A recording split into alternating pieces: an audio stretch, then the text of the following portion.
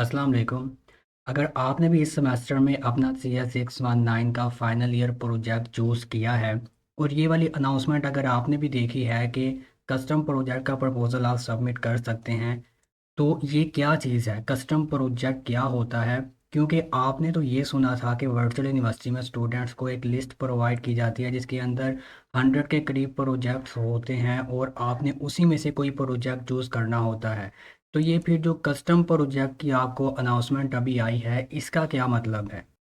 तो आज के इस वीडियो में मैं आपको कस्टम प्रोजेक्ट के बारे में बताऊंगा कि ये क्या होता है और क्या ये कस्टम प्रोजेक्ट करना कंपलसरी है या नहीं, और इसका बेसिकली मतलब क्या है।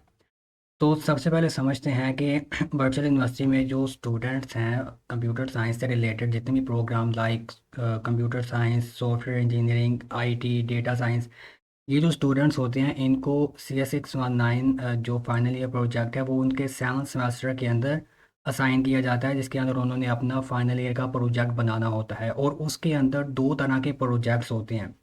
एक तो वो प्रोजेक्ट्स होते हैं जो कि यूनिवर्सिटी आपको खुद ये पूरी लिस्ट प्रोवाइड करती है जिसके अंदर 100 के करीब प्रोजेक्ट्स होते हैं, और हर प्रोजेक्ट की जो रिक्वायरमेंट्स हैं, जो उनकी फंक्शनल नॉन फंक्शनल रिक्वायरमेंट्स, उनका स्कोप, हर चीज़ जो है वो इस फाइल के अंदर डिफ़ाइन होती है। तो आपने सिंपली जो है वो यहाँ से प्रोजेक्ट्स देखने हैं, जो प्रोजेक्ट आपको इजी लगेगा उसको आपने सेलेक्ट कर लेना है, और फिर जिस दिन कोर्स सिलेक्शन ओपन होगी, सॉरी, जिस दिन प्रोजेक्ट सिलेक्शन ओपन होगी उस दिन आपने वो वाला जो अपना प्रोजेक्ट होता है वो चूज़ कर लेना होता है।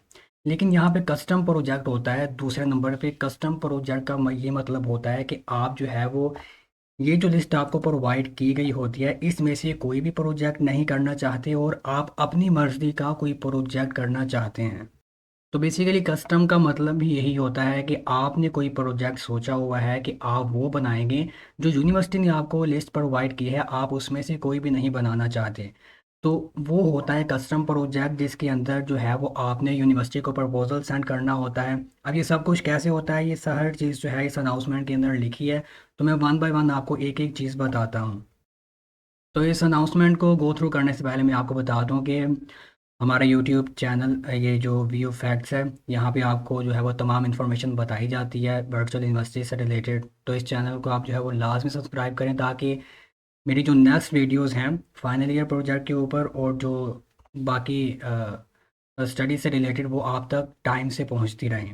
इसके अलावा हमारा व्हाट्सएप ग्रुप भी है और टिकटॉक अकाउंट भी है, उसका लिंक डिस्क्रिप्शन के अंदर मौजूद है। आप इन सब चीज़ों को लाजमी तौर पर ज्वाइन करें ताकि आपको जो है वो टाइम बाय टाइम तमाम इन्फॉर्मेशंस मिलती रहें। तो यहाँ पर अगर हम कस्टम प्रोजेक्ट की अनाउंसमेंट देखें तो इसमें सबसे पहले लिखा हुआ है कि आप कस्टम प्रोजेक्ट का प्रपोजल सेंड कर सकते हैं। और ये जो इम्पोर्टेंट नोट यहाँ पे लिखा है कि जो कस्टम प्रोजेक्ट है वो मैंडेटरी नहीं होता। मतलब ये नहीं कि लाजमी तौर पे ही आपने जो है वो कस्टम प्रोजेक्ट ही करना है। ये स्टूडेंट की मर्ज़ी पे डिपेंड करता है कि अगर वो करना चाहे। अब थोड़ा सा यहाँ पे रोक के मैं आपको ये चीज़ बताना चाहता हूँ और ये क्लियर करना चाहता हूँ कि जो कस्टम प्रोजेक्ट है वो बेसिकली है क्या। फॉर एग्जांपल यूनिवर्सिटी ने यहाँ पे आपको जो है वो डिफरेंट वेबसाइट्स या फिर मोबाइल ऐप या इस तरह की चीज़ें बनाने का कहा है, ये प्रोजेक्ट्स हैं। लेकिन आप चाहते हो कि नहीं, मैं जो है वो फेसबुक जैसी एक वेबसाइट बनाना चाहता हूँ, या फिर मैं जो है वो व्हाट्सएप जैसा एक न्यू मोबाइल ऐप बनाना चाहता हूँ। तो वो चीज़ होती है कस्टम प्रोजेक्ट जो कि आप अपनी मर्ज़ी से बनाना चाहते हो, और उसके अंदर फिर आपने उसकी फंक्शनल नॉन फंक्शनल रिक्वायरमेंट्स, उसका स्कोप, ये जो सारी चीज़ें यहाँ पे लिखी हुई हैं, ये फिर आपने खुद से लिखनी है कि मेरे प्रोजेक्ट में क्या रिक्वायरमेंट्स होंगी, कस्टमर क्या करेगा, एडमिन क्या करेगा, मेरा प्रोजेक्ट होगा क्या, कैसे होगा, क्यों होगा, ये सारी चीज़ आपने फिर खुद से लिखनी है। ये तो आपको यूनिवर्सिटी ने लिख के दी है ना यहाँ पर, ये जो आप देख रहे हैं। लेकिन जब कस्टम प्रोजेक्ट की बात आएगी और आप कस्टम प्रोजेक्ट करना चाहेंगे तो ये चीज़ फिर आपने खुद से लिखनी है। क्योंकि डेफिनेटली अगर आप कस्टम बनाना चाह रहे हो तो आपको पता होगा कि मैंने क्या बनाना है, क्यों बनाना है, कैसे बनाना है। और फिर लास्ट में यहाँ पे टूल्स होते हैं, तो फिर आपने टूल्स का भी बताना है कि मैं जो है वो कौन से टूल्स, मतलब PHP में प्रोजेक्ट बनाऊंगा या फिर पाइथन और AI का यूज़ करके बनाऊंगा, C++ पे बनाऊंगा। तो ये फिर सारी चीज़ें आपने डिफ़ाइन करनी होती हैं। तो वो कैसे करनी है वो हम यहाँ पे देखते हैं। तो सबसे पहले तो ये कि ये मैंडेटरी नहीं है कि आपने लाजमी तौर पे ही कस्टम करना है। उसके बाद यहाँ पे ये कुछ इंस्ट्रक्शंस हैं कि जब आप प्रपोजल सेंड करने लगो तो आपकी सिर्फ जो वीयू वाली ईमेल है वो लॉगिन होनी चाहिए, बाकी तमाम जो है वो आप लॉग आउट कर दें। और इसके बाद जो है अगर आप कस्टम प्रोजेक्ट जो है वो प्रपोजल सेंड करना चाहते हैं तो वो सिर्फ़ एक दफ़ा ही होगा। ये नहीं कि बार बार आप कर सकते हो, सिर्फ़ एक दफ़ा होगा। तो फर्स्ट टाइम में ही जो है वो आप अच्छी तरह से हर चीज़ को फिल करें, लिखें, और आप जो है बाद में उसको एडिट या अपडेट नहीं कर सकते। इसके बाद इसकी लास्ट डेट 27 अप्रैल 2026 है। और 27 अप्रैल के बाद जो है वो किसी भी टाइम 5 बजे के बाद ये जो इसकी होगी अप्लाई करने की जो फैसिलिटी होगी वो ख़त्म हो जाएगी। तो 27 से पहले पहले अगर आप अप्लाई करना चाहते हैं तो यहाँ से कर सकते हैं। और यहाँ पर उन्होंने बताया कि हमारी जो है वो रिव्यू टीम और जो कमेटी है वो देखेगी कि जो स्टूडेंट ने हमें प्रपोज़ल सेंड किया है क्या वाक़ई वो वैल्यूएबल है या नहीं? क्या वो जो प्रोजेक्ट बनाना चाह रहा है क्या वाक़ई वो ठीक है या हमारी समझ में आता है। तो वो कमेटी जो है वो सब कुछ देखेगी, फिर उसके बाद 30 अप्रैल 2026 को आपको जो है वो ईमेल आ जाएगी अगर वो एक्सेप्ट कर लेते हैं। अदरवाइज़ अगर उन्होंने रिजेक्ट कर दिया तो फिर जो है वो आपको यही वाले प्रोजेक्ट करने पड़ेंगे जो कि लिस्ट के अंदर अवेलेबल होते हैं। इसके बाद कुछ इंपॉर्टेंट नोट्स यहाँ पे लिखे हुए हैं कि वही चीज़ें कि मैंडेटरी नहीं है, ईमेल एक दफ़ा ही कर सकते हैं आप, और ये सारी चीज़ें।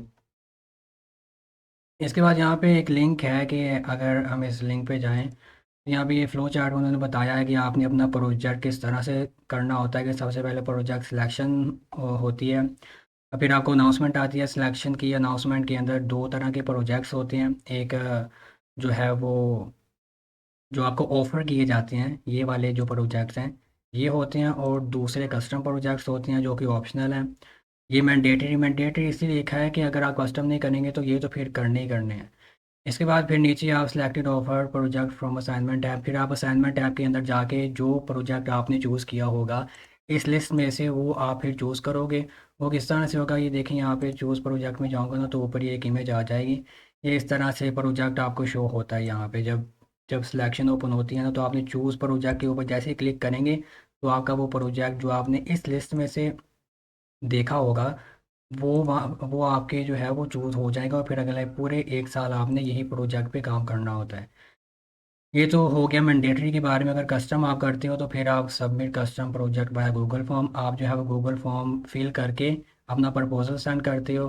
फिर ऑफर प्रोजेक्ट हो जाता है आपको। फिर custom project submit and accept भी यहाँ सबमिट ये एक्सेप्ट होगा। फिर ये सारा फ्लो इस तरह से उन्होंने आपको बताया होगा कि इस तरह से आपने सारा काम करना है। तो इसके बाद नीचे यहाँ पे लिखा है कि make sure you have read all. अच्छा, ये सारी जो ऊपर बताई गई हैं आपने अच्छी तरह से अगर रीड कर ली हैं तो आप क्लिक हियर पे क्लिक करेंगे तो यहाँ पे फॉर्म आपके सामने जो है वो ओपन हो जाएगा। तो अभी यहाँ पे ये वेरीफाई मांग रहा है मुझसे, लेकिन आप जो है जैसे ही इसको क्लिक करेंगे तो यहाँ पे फॉर्म आ जाएगा, उस फॉर्म को आपने फिल करना है। अच्छा, आप लोगों को दिखाने के लिए मैंने यहाँ पे लॉगिन कर लिया है अभी। अगर यहाँ पे क्लिक हियर पे आप क्लिक करेंगे तो ये फॉर्म आपके सामने आ जाएगा। इसके अंदर आपने ये चेक करना है और अपनी स्टूडेंट आईडी लिखनी है, और ग्रुप मेंबर वीओ स्टूडेंट आईडी लिखनी है यहाँ पे। और यहाँ पे upload word document for your custom project proposal. तो ये यहाँ पे आपने एक फ़ाइल बनानी है जिसके अंदर आपने इस तरह से सब कुछ लिखना है कि आपके प्रोजेक्ट का नाम क्या है और वो कौन सी डोमेन से है। मतलब वेबसाइट बनानी है आपने या मोबाइल ऐप बनाना है, क्या चीज़ बनानी है। फिर यहाँ पे प्रोजेक्ट से रिलेटेड इंट्रोडक्शन होगा कि मतलब वो क्या है, क्यों है, कैसे है, क्या होगा उसके अंदर। ऑब्जेक्टिव्स आएंगे, फिर फंक्शनल और नॉन फंक्शनल रिक्वायरमेंट्स आएंगी। उसके बाद लास्ट में टूल्स के बारे में आ सकता है, अगर कोई और चीज़ होगी तो वो आप बता देना। इस तरह से पूरी लिस्ट बनाने के बाद आपने उसका जो है वो माइक्रोसॉफ्ट वर्ड के अंदर वो सारी बनानी है और फिर उसको यहाँ पे ऐड कर देना है।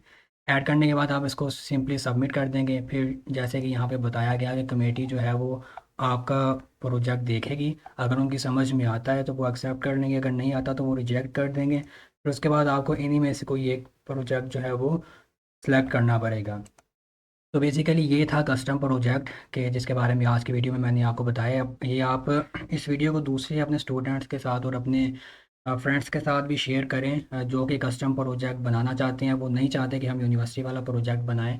तो ये वीडियो उनके साथ लाजमी शेयर करें, और इंशाल्लाह अगली वीडियो में मैं आपको बताऊंगा कि ये जो कस्टम प्रोजेक्ट होता है क्या ये करना बेस्ट है या फिर जो वर्चुअल यूनिवर्सिटी हमें लिस्ट प्रोवाइड करती है, वो वाले प्रोजेक्ट्स करना इजी होते हैं। तो इंशाल्लाह अगली वीडियो में आपको उसके बारे में बताया जाएगा।